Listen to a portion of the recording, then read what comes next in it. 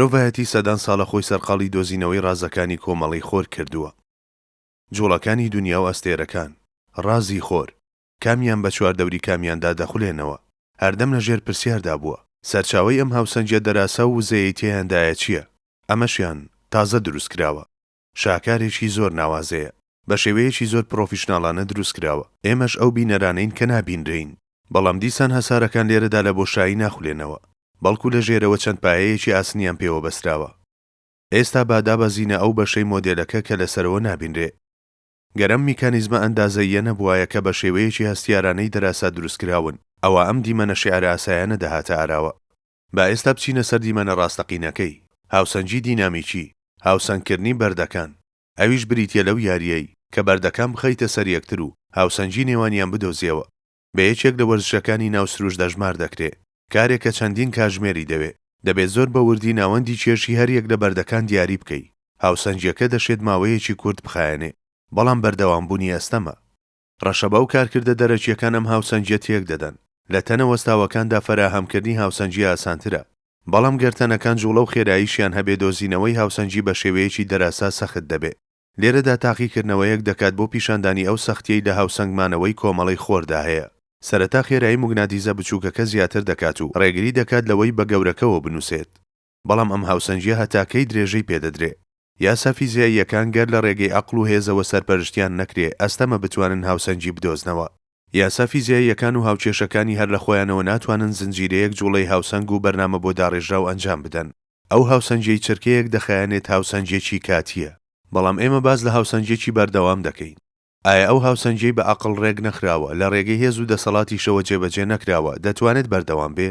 کۆمەڵەی خۆر وا حسابی بۆ کراوە کە 4.6 ملیار ساڵ پێش ئێستا پەیدا بووە. دوای ئەوەی هەمووان لە هاوسەنگێکدا دانیشتن، ئیدی گۆڕان و وەرچەرخان تیایدا ڕوونادا. ئیدی هاوسەنگەکە لە کامەڵترین خاڵی خۆیدا بە جێگیری دەمێنێتەوە، واتە لەو خاڵەدا کە چاکترین هەلومەرج بۆ پەیدابوونی ژیان فەراهەم بووە، گۆڕانکاریەکان دەوەستن. هاوسەنگێک بەڕێکەوت ڕوویدا بێ ناتوانێ بەردەوام بێ، بەڵکو تێک دەچێت. پارێزرانی هاوسەنگی خۆریش لەگەڵ هەسارەکانی تردا لەو ساتەوە هەتا ئەمڕۆ بەردەوامە. باشە ئەم پێکاتە ناوازەیە ئایا بەتەنیا بریتیە لە خولانەوەی زەوی بە چواردەوری خۆی و پاشان خۆردا؟ نەخێر. ئێمەیە کە لە ئێستادا دانیشتوین لە ژێر کاریگەری 4 خێرایی جیاوازداین. خێرایی یەکەم خولانەوەی زەوی بە دەوری خۆیدا، کام شەمەندەفەریان لە جوڵەدایە. لە ڕێگەی تەنۆرکەیەکی جێگیرەوە دەتوانی لەم ڕاستیە تێبگەیت. ئەمە ڤیدیۆیەکی خێراکراوە. لە ڕێگەی تەماشاکردنی خۆر و ئەستێرەکانەوە دەتوانین لەوە تێبگەین کە دنیاش دەخولێتەوە. ئێوارە خۆر ئاوا دەبێت. بۆ ئەوەی سەر لە نوێ خۆر ببینمەوە دەبێت 24 کاتژمێر چاوەڕێ بکەم. خولانەوەی دنیا لە خێرایی فڕۆکەکان زیاترە، چونکە لە کاتژمێرێکدا 1670 کیلۆمەترە. لە هێڵی کەمەرەیی زەوی ئەم خێراییە دەگاتە 1670 کیلۆمەتر. هەتا لە جەمسەرەکانی زەویش نزیک ببینەوە کەم دەبێتەوە. لە خاڵی هەرەسەرەوەی جەمسەرەکانیش سفرە. گەر لە هێڵی کەمەرەیی زەوی ژیان بەسەر ببەم، هێندەی چێوەی زەوی واتە 40,000 کیلۆمەتر گەشت دەکەم. وەک گەشتیارێک کە پەنجەرەی فڕۆکەکەی داخراوە هەز بەم خێراییە زۆرە ناکەم. زاڵبوونی زەوی بەسەر هێزی ڕاکێشانی خۆردا پێویستی وابەستەی ئەم خێراییەیە. دنیا بەتەنیا بەم شێوەیە دەتوانێت خۆی لە خۆر دوور بخاتەوە. دەنا بە پێچەوانەوە دەڕۆیشت و خۆی بە خۆرەوە دەنووساند. ئەم خێراییە بەراورد لەگەڵ خێرایی دنیا زۆر بچووکە. ئەوەی ناهێڵێت پەرش و بڵاو ببێتەوە زنجیرەکانە. دەیگەر خێرایی زەوی 1670 کیلۆمەترە لە کاتژمێرێکدا، ئەی بۆچی ئێمە فڕێ ناداتە ناو فەزاوە؟ ئەمە پەیوەندی بە هێزی دوورخەرەوە لە چەقەوە هەیە. کاتێک ئەم سینیە چایە دەخولێنیتەوە، لەبەر ئەوەی هێزی دوورخەرەوە لە ناویدا بە شێوەیەکی ستونی کار دەکا، چایەکان بە بنی سینیەکەوە دەنووسێن. هەر بۆیە گەروریایانە سینیەکە بخولێنیتەوە پیاڵەکان ناکەون. جوڵەکردن لە هەمان کاتدا کارامەیی پێویستە. بیر لەوە بکەنەوە کە پیاڵەکانی سەر سینیەکە ڕوویان لە خوارەوە بووایە، هەرچێکی تێدا بووایە دەڕژا. باشە خێرایی ئەو هێزە دوورخەرەوەیە سانتریفیوژ کە زەوی دەخۆر دوور دەخاتەوە، لەبەرچی هەموو شتێک پەرش و بڵاو ناکاتەوە. لە هەلومەرجی یاساییدا کاتێک زەوی لە خۆر دوور دەکەوێتەوە دەبوو ئێمەش لەسەر خۆی فڕێبدا. بەڵام هێزی ڕاکێشانی تەنۆرکەکان ڕێگری لەمە دەکا. ڕێژەی هێزی ڕاکێشانی زەوی و هێزی دوورخەرەوە لە ناوەند بەم شێوەیەیە. لە سایەی ئەم جیاوازیەوە لەسەر ڕووی زەوی دەمێنینەوە. کەوایە ئێستا بیر لە ئاوی زەریاکان بکەنەوە، گەر وەک پیاڵە چایەکان هەڵمانگێڕابێتەوە، گەر دنیا لە ئێستا خێراتر بخولایەتەوە. هەروەها هێزی دوورخەرەوە لە ناوەند لەمەی ئێستا زیاتر بووایە چی ڕووی دەدا؟ ئایا ئەگەر ئێمە خەیاڵی هەسارەی زەوی بکەین کە لە ئێستا خێراتر دەخولێتەوە، هەروەها هێزی دوورخەرەوە لە ناوەندیش یەکسان بووایە بە هێزی ڕاکێشانی زەوی، گەشتێکی وەها ڕووی بدایە تا شەبەردەکان پەرش و بڵاو دەبوونەوە و وەک ئەوەی هێزی ڕاکێشان سفر بووایە. بێگومان ئەم هێزە دوورخەرەوەیە خولانەوەیەکی جیاوازی فەراهەم دەکرد کە کاتی ڕۆژەکانی کورتتر دەکردەوە.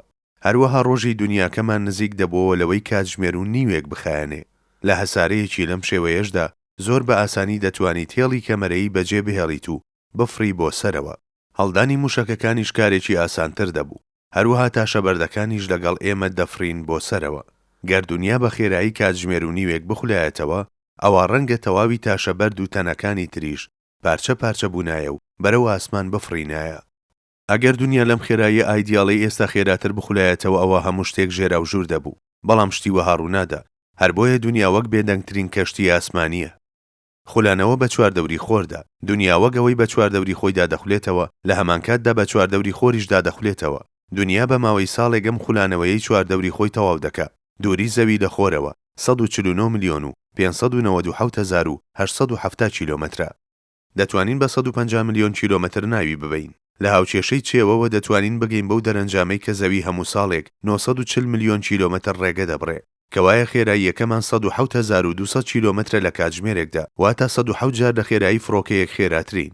تەنانەت گەر لە پارکێکیشدا بخەوی دیسان ئەمە خێرایی ئێوەیە. هەر بۆیە نیوەی ساڵەکە نزیکتر لە خۆر و بە شێوەی خێراتر تێدەپەڕین و نیوەکەی تریش کەمێک خاوتر و دوورتر لە خۆر تێدەپەڕین. زەوی بە خولگەیەکی شەپۆلاویدا تێدەپەڕێ. نەخشەیەکی ناوازەیش دروست دەکا. ئەم خولگە هێلکەیە ماوەی هەر 100 ساڵ جارێک تەوەری خۆی دەگۆڕێ، بەڵام بە ڕیتمێکی زۆر تایبەت. هەروەها هەر 112,000 ساڵ جارێکیش گۆڕانکاری بەسەر خولگە هێلکەیەکەدا دێت. بەڵام لە گۆڕانکاریە 100 ساڵەیەکەیشیدا بچووکترین لادان لە خولگەی تایبەتیەکەی خۆی بەدی ناکەین. یەکەم خێرایی خولانەوەی زەوی بە دەوری خۆیدا، دووەم خێرایی خولانەوەی زەوی بە دەوری خۆردا، سێم خێراییش خولانەوەی تەواوی کۆمەڵەی خۆر. کۆمەڵەی خۆر لە ناو کاکێشانی ڕێگای شیری جوڵە دەکەن. خێراییەکی لە عەقڵ بە دەر و جوانیەکی شیعرە ئاسا لە کاتژمێرێکدا 828,000 کیلۆمەترە، لە چرکەیەکیشدا 230 کیلۆمەترە. خولانەوەیەکی کۆمەڵەی خۆر لە کاکێشانەکەی خۆیدا چەند دەخایەنێ؟ 238 ملیۆن ساڵ. واتە لەو ساتەوە کە کۆمەڵەی خۆر دروست بووە 20 دانەجار خولاوەتەوە. گەر یەک خولانەوە بکەینە پێوانەی ساڵێک، ئەوە کۆمەڵەکەمان لە تەمەنی 20 ساڵیدایە. تەوەری خولانەوەی کۆمەڵەی خۆر و تەوەری خولانەوەی کاکێشانەکە لە هەمان ڕێچکەنین. کۆمەڵەی خۆر بە بەراورد لەگەڵ کاکێشانەکەی نزیکەی 60 پلە لاری هەیە. شێوازی خولانەوەکەیش بەم شێوەیەیە کە بە تەقلەی خولانەوە ناو دەبرێ، وەگەڵ خولانەوەی کە فڕۆکەکان لە کاتی نمایشدا ئەنجامی دەدەن. ئەنیمەیشنێکمان هەیە کە ئەم جوڵە شیعرە ئاسایی کۆمەڵی خۆر پیشان دەدا. لەم خێراییە سەرسوڕهێنەرەشدا هیچ کام لە هەسارەکان هەر لە خۆیانەوە جوڵە ناکەن. ئەو تەوەرانە ناگۆڕێت کە بەردەوام لەسەری ڕۆیشتووە. هەر بۆیە ناسا دەتوانێت چاودێری ورترین جوڵەی هەر یەک لە هەسارەکان بکات و بیان پێوێت. تەنانەت جوڵەی ئەستەرۆیدەکانیش پێوانە دەکرێن. هەروەها جوڵەی کۆمەڵی خۆریش لە نێوان کاکێشانەکەی خۆیدا هەڕەمەکیانە نییە، بەڵکو تەوەرێکی هەستیار و نەگۆڕ هەیە کە دەتوانی پێشبینی بکەیت. کۆمەڵی خۆری ئێمە وێڕای ئەم خێراییە تۆقێنەرەی هەیەتی، بەڵام بە میلیم لە ڕێچکەی لانادا. هەر بۆیە ئەوە دەزانین کە لە دوای 100 ساڵی تریش خۆر لە چ کاتژمێرێکدا هەڵدێ. هەروەها لە کام شوێنی گەردووندا دەبێت و ئەمە لە ڕوانگەی ناساوە بە شێوەیەکی بێگومان زانراون. بانگەشەی ئەوەی تەواوی ئەم سیستەمانە هەر لە خۆیانەوە دروست بوون و هەزاران ساڵی شەڕەمەکیانە بەردەوامن. وەک ئەوەیە کە بڵین دەشێ ئەم ماتۆڕانە بێ شۆفێریش بڕۆن و بۆ ماوەی سەدان ساڵیش بەو شێوەیە بمێننەوە. ئێستا کۆتا خێراییمان ماوە. کاکێشانی ڕێگەی شیری بەرەو کاکێشانێکی تر بەناوی ئەندرۆمێدا دەڕوات. جاران حساباتێک بۆ ئەم خێراییە دەکرا. بە گوێرەوە حساباتە خێراییەکەمان 405,000 کیلۆمەتر بوو لە یەک کاتژمێردا. لە ساڵی 1989 مانجی دەستکردی کۆبە بەرەو بۆشایی ئاسمان ڕەوانە کرا. لە سایی ئەمەوە یەکەمین تیشکدانەوەی کاتی تەقینەوە گەورەکە دۆزرانەوە کە بە کۆزمیک مایکرۆوەیڤ باکگراوند ناو دەبرێن. دواتر لە ساڵی 2009 مانجی دەستکردی پلانک دیسان ئەم زانیاریانەی پشتڕاست کردەوە. بەڵام بە گوێرەی زانیاریە تازەکان خێرایی کاکێشانی ڕێگەی شیری سەر لە نوێ حساب کرایەوە. خێراییەکی باوەڕ پێنەکرا و ئاشکرا بوو.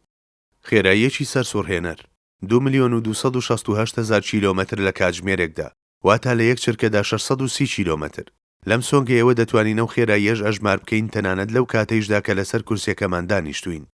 زەوی لە کاتژمێرێکدا بە خێرایی 1670 کیلۆمەتر دەخولێتەوە. زەوی بە دەوری خۆردا لە کاتژمێرێکدا بە خێرایی 107,200 کیلۆمەتر دەخولێتەوە. خێرایی کۆمەڵی خۆریش لە ناو کاکێشانی ڕێگەی شیریدا لە کاتژمێرێکدا 828,000 کیلۆمەترە. کاکێشانی ڕێگەی شیریش لە کاتژمێرێکدا 2,268,000 کیلۆمەترە. کۆکراوەی هەمویان 3,204,000 کیلۆمەترە لە کاتژمێرێکدا. واتە لە کاتژمێرێکدا ئەم هەموو ماوەیە دەبڕین.